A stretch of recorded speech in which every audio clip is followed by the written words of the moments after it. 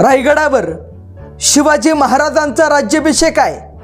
अनेक वकील आला रायगडावर, हेनरी ऑक्झिटन, आणि त्या वकिलाचं अचानक लक्ष महादरवाजापाशी उभे असलेल्या भल्या मोठ्या हत्तीकडे गेलं आणि आश्चर्य वाटलं. अरे, इथं रायगडावर यायला माणसाला जागा नाही, मग हत्ती कुठल्या वाटेनं आणले, कुठल्या रस्त्याने आणले? आणि त्या वकिलानं दुसऱ्या दिवशी शिवाजी महाराजांनाच प्रश्न विचारला, महाराज, इथं रायगडावर यायला माणसाला जागा नाही, मग हत्ती कुठनं आणले, कुठल्या वाटेने आणले?